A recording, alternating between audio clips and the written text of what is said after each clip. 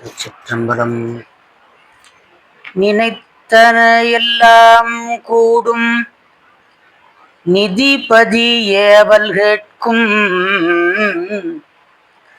வினைப்பவம் ஒளிந்து மேலை வீடுரல் எளியதாகும்.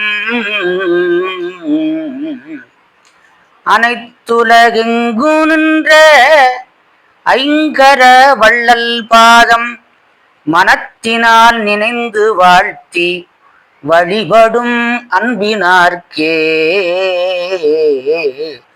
ஐங்கர வள்ளல் பாதம் மனத்தினால் நினைந்து வாழ்த்தி வழிபடும் அன்பினார்க்கே.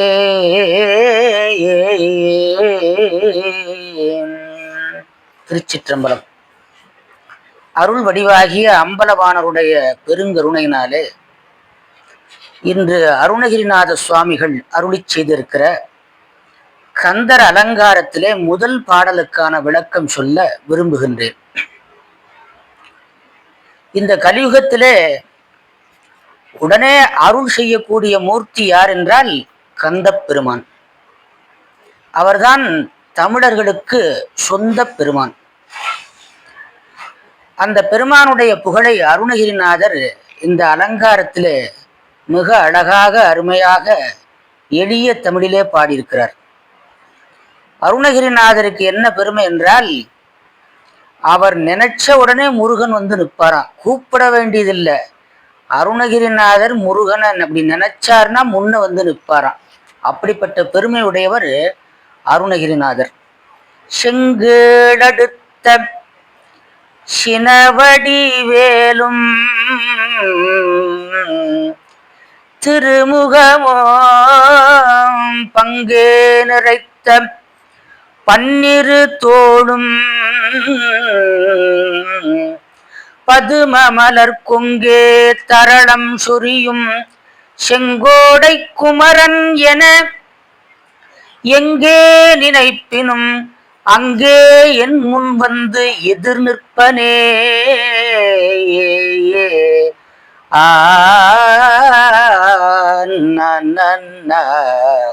செங்கோடை குமரன் என எங்கே நினைப்பினும் அங்கே என் முன் வந்து எதிர் நிற்பனே.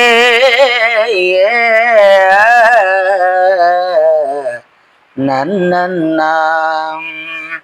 இன்னொரு பாட்டுல சொல்றாரு, அவன் எந்த நேரத்துல நான் கூப்பிட்ட இடத்துக்கு வருவான் அப்படின்னு இன்னொரு இடத்துல பாடுறார். நீலச்சிகண்டியில் ஏறும் பிரான் எந்த நேரத்திலும் கோலக்குரத்தியுடன் வருவான்.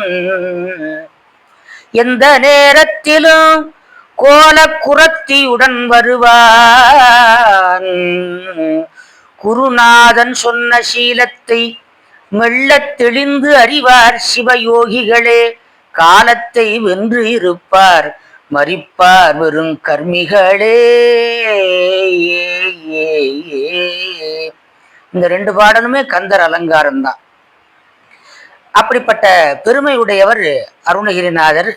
முருகப்பெருமாடத்திலே படித்தவர், முருகப்பெருமாடத்திலே உபதேசம் கேட்டவர். அப்படிப்பட்ட ஒரு பெரிய மகான், பெரிய சித்தராயிருக்கிற அருணகிரிநாதர் பாடிய கந்தர் அலங்காரத்திலே முதல் பாடல். அந்த உயிர்களானவை என்ன செய்கின்றன என்றால், சேற்றிலே குளித்து கொண்டிருக்கின்றன. சேரும் சகதியுமாயிருக்கிற ஒரு இடத்துல மனிதன் இருந்தானால் அவன் எப்படிப்பட்ட துன்பத்தை அடைவான்? மிகுந்த சிரமம். ஆனா உயிர் அதை சுகமாக எண்ணுகிறது. சேற்றிலே இருந்து துன்பப்படுவதை அது உணராமல், உண்மை உணராமல் அதுவே சுகம் என்று மேலும் மேலும் துன்பத்தை அடைகின்றன. அதை நம்முடைய உமாபதி சிவாச்சாரியார் சொன்னார், இந்த உயிர் பாவம் திரிமலம் என்கின்ற ஆணவம் கண்மம் மாயை என்கின்ற மும்மலமாகிய சேற்றிலே அழுந்தி கிடக்கிறது, சேற்றிலே குளிக்கின்றது என்றே பாடுகிறார். ஒளிக்கும் இருளுக்கும் ஒன்றே இடம், ஒன்று மேலிடில் ஒன்று ஒளிக்கும் எனினும் இருள் அடராது உள்ளுயிர்க்குயிராய் தெளிக்கு அறிவு திகழ்ந்துள்ளதேனும் திரிமலத்தே குளிக்கும் உயிர் அருள் கூடும்படி கொடி கட்டினனே. கொடிக்கவி. திரிமலத்தே குளிக்கும் உயிர் என்று இந்த ஆன்மாவினுடைய சுபாவத்தை சொல்றார். அதனால உயிர் என்பவை மாய என்கின்ற சேரு, ஐம்புலன் என்ற சேரு என்று மாணிக்க வாசகர் பாடுகிறார். ஐம்புலனாய சேற்றிலே அழுந்தி கிடக்கின்றது என்று பாடுகிறார். ஆற்றகில்லேன் அடியேன் அரசே அவனிதரத்து ஐம்புலனாய சேற்றில் அழுந்தா சிந்தை செய்து சிவன் எம் பெருமான் என்று ஏத்தி ஊற்று மணல் போல் நெக்கு நெக்கு உள்ளே உருகி ஓலம் விட்டு போற்றி நிற்பது என்று கொல்லோ என் பொல்லாமணியை புணர்ந்தே என்று பாடுகிறார் திருவாசகத்தில். ஆகையினால உயிரானவை நல்ல ஆற்றிலே குளிப்பதற்கு பதிலாக சேற்றிலே உழன்று கொண்டிருக்கின்றன. அதுதான் இந்த உலக மாயை என்கின்ற சேர். இதிலிருந்து ஒருத்தன் தப்பிக்கணும் அப்படின்னு சொன்னா அவன் நிறைய தவத்தை பண்ணியிருக்கணும், நிறைய தவம் பண்ணியிருக்கணும் அந்த ஆன்மாவானது.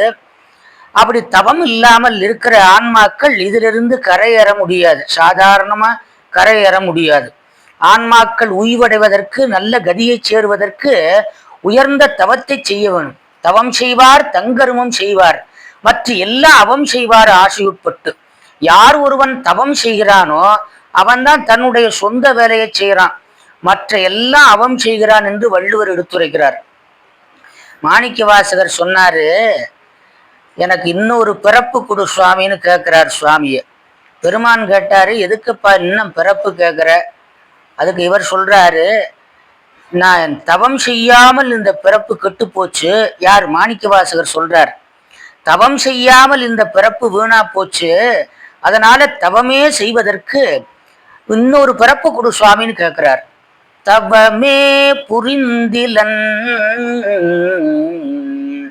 தவமே வடிவமா இருக்கிற மாணிக்க வாசகர் சொல்றார். அப்படின்னா நாமெல்லாம் என்ன தவம் பண்ணிருக்கிறோம்னு சிந்திக்க வேண்டியதா இருக்குது. தவமே புரிந்திலன் தன்மலர் இட்டு முட்டாதிரஞ்சேன் அவமே பிறந்த அருவினையேன் உனக்கு அன்பருள்ளாம் சிவமே பெருந்திரு எய்திற்றிலேன் நின் திருவடிக்காம் பவமே அருடு கண்டாய் அடியேற்கு எம் பரம்பரனே. நின் திருவடிக்காம் பவமே அருடு கண்டாய், பவம்னா பிறப்பு, பவமே அருடு கண்டாய் அடியேற்கு எம் பரம்பரனே. அப்படி உயர்ந்த தவம் இருக்க வேணும். தவத்தினாலதான் கல்வி உண்டாகும், தவத்தினாலதான் செல்வம் உண்டாகும், தவத்தினாலதான் நல்ல மனைவி வாய்க்கும், தவத்தினாலதான் நல்ல பிள்ளைகள் உண்டாகும், தவத்தினாலதான் ஆயுள் ஆரோக்கியம் எல்லாம். அது ஔவையார் சொன்னாங்க, மேலை தவத்தடவே ஆகுமாம் தாம் பெற்ற செல்வம் என்று எடுத்துரைத்தார்கள். அதனாலே அப்படிப்பட்ட உயர்ந்த தவம் என்னிடத்துல இல்லை. அருணகிரிநாதர் சொல்றார், அந்த தவமானது என்கிட்ட கொஞ்சம் கூட இல்லை, இருந்தாலும் அவன் என் மீது வைத்திருக்கின்ற ஒரு கருணையினாலே, ஒரு இரக்கத்தினாலே என்னை இந்த பிரபஞ்சம் என்கின்ற ஒரு பெரிய சேற்றிலிருந்து கரையேறுவதற்கு வழிவிட்டான். அந்த கருணையை நினைச்சு பார்க்கிற போது அவனை என்னன்னு சொல்றது? முருகன்னு சொல்றதா, கந்தன்னு சொல்றதா, சுப்பிரமணியன் என்று சொல்வதா, ஆறுமுகன் என்று சொல்வதா, கார்த்திகேயன் என்று சொல்வதா? இல்ல இல்ல இல்ல, அவனை கருணை கடல் என்று சொல்ல வேணும் என்கிறார். கிருபை கடல், கருணை கடல், கிருபாகரனே என்று அந்த பாடல்ல குறிக்கிறார். முதல் பாடல்ல இப்படிப்பட்ட ஒரு பிரபஞ்சம் என்னும் சேற்றை கழிய வழிவிட்டவா, அந்த ஆங்கிற சொல்லுல இந்த பாட்டினுடைய ஜீவன் இருக்கிறது. வழியே இல்லை, எனக்கும் தகுதியே இல்லாத என்னை பிரபஞ்சமாகிய சேற்றை கழிய வழி விட்டிருக்கிறான், வழிவிட்டவா என்று அந்த கருணையை நினைந்து பாடுகிறார். அருமையான பாடல். பேற்றை தவம் சற்றும் இல்லாத என்னை பேற்றை தவம், தவமாகிய பேரு என்று அதுக்கு பொருள் கொள்ள வேணும். பேற்றை தவம் சற்று இல்லாத என்னை பிரபஞ்சம் என்னும் சேற்றை கழிய வழிவிட்டவா. அப்படி வழிவிட்டவன் யார் தெரியுமா? செஞ்சடாடவி மேல் சிவந்த சடை இருக்குது சிவபெருமானுக்கு. அந்த சடையில சில பொருள்கள்லாம் அவர் வச்சிருக்கிறார். என்ன பொருள் வச்சிருக்கிறார் தெரியுமா? கங்கை ஆறு வச்சிருக்கிறார். எதுக்கு ஆற தலையில வச்சிருக்கிறோம் கங்கைய என்று கேட்டால் அதற்கு என்னுடைய தந்தையார் ஒரு அழகான விளக்கம் கொடுத்திருக்கிறார். கங்கை என்ன செய்யும் என்றால் புனிதப்படுத்தும், தூய்மைப்படுத்தும். கங்கையினாலே ஆன்மாவினுடைய மலத்தை தூய்மை செய்கின்றார். கங்கையின் மூலமாக ஆன்மாவில் இருக்கிற அழுக்கை மலத்தை போக்குகிறார். இந்த மங்கையின் மூலமாக, ஒரு பாகத்தில் இருக்கிற மங்கையின் மூலமாக உயிர்களுக்கு ஞானத்தை கொடுக்கிறார். அப்ப கங்கையின் மூலமாக அஞ்ஞானத்தை போக்கி மங்கையின் மூலமாக மெஞ்ஞானத்தை தந்தருடுகிறார் என்று எங்க அப்பா ஒரு விளக்கம் சொல்லுவார். அப்படி ஆற்றை, பனியை, இதழியை, இதழி என்றால் கொன்றை, பனி என்றால் பாம்பு, இதழி என்றால் கொன்றை, கொன்றை, ஆற்றை, பனியை, இதழியை, தும்பையை, தும்பை என்கின்ற ஒரு மலர், தும்பை என்கின்ற ஒரு மலருக்கு ஒரு வரலாறு உண்டு. ஒரு பெண்மணியானவள் சிவபெருமானிடத்திலே மிகுந்த பக்தி உடையவள், மிகுந்த சிவனடியாரிடத்திலும் பக்தி உடையவள். அந்த பெண்மணியானவள் சிவபெருமானை வேண்டி நிற்கிற போது ஒரு நாள் சுவாமி காட்சி தந்தார். உனக்கு என்னம்மா வர வேணும்னு கேட்டாரு. அந்த அம்மா என்ன பண்ணிட்டாங்க, உங்க பாதம் என் தலையில இருக்க வேணும் என்று கேட்கதற்கு பதிலா எம் பாதம் உங்க தலையில இருக்கணும்னு கேட்டுட்டா. சுவாமி என்ன பண்ணாரு, அப்படியே ஆகட்டும்னார். நீ தும்பை மலராக பிறப்பாய், நான் அந்த மலரை சூடிக்கொள்ளுகிறேன் என்று சுவாமி அருள் பண்ணினார். இப்பவும் தும்பப்பூவை பார்த்தீங்கன்னா ஒரு பெண்ணினுடைய பாதம் போல இருக்கும். ரொம்ப ஆச்சரியமான விஷயம். அந்த தும்பப்பூவை எடுத்து அப்படி திருப்பி வச்சிங்கன்னா அந்த பாதம் போல அப்படியே இருக்கும். அதனாலே ஆற்றை, பனியை, இதழியை, தும்பையை, அம்புலியின் கீற்றை, அம்புலியின் கீற்று என்பது சந்திரன், பிறைச்சந்திரன், அம்புலியின் கீற்றை புனைந்த பெருமான் குமாரன். குமாரன் என்றால் எப்போதும் இளமையாக இருப்பவன். நாம குமாரனா இருப்போம், அப்புறம் கிழவனாக மாறுவோம்.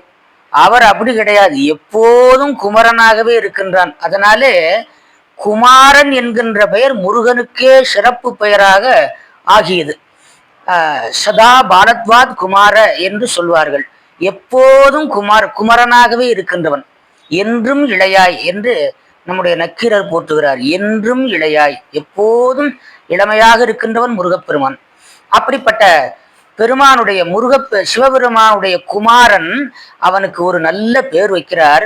அதுதான் கிருபாகரனே என்று இந்த பாடல்ல வாயார புகழ்கின்றார் அருணகிரிநாதர். அதனால முருகனை வாழ்த்துவது, போற்றுவது, பேசுவது இதெல்லாம் நமக்கு மிகுந்த இன்பத்தை தரும், நீண்ட ஆயுளை தரும், மரண பயத்தை நீக்கும், நோய் நொடி இல்லாத வாழ்க்கையை உண்டு பண்ணும். அப்படி முருகனுடைய புகழ் அவ்வளவு உயர்ந்தது. இந்த பாடல்ல முருகனை அப்படி போற்றுகிறார். பேற்றை தவம் சற்றும் இல்லாத என்னை,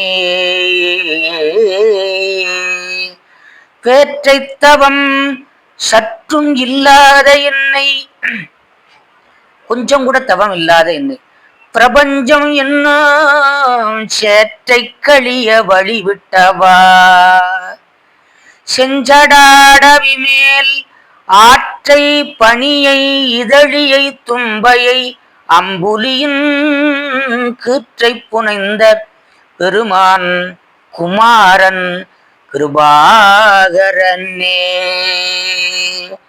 ஏ ஏ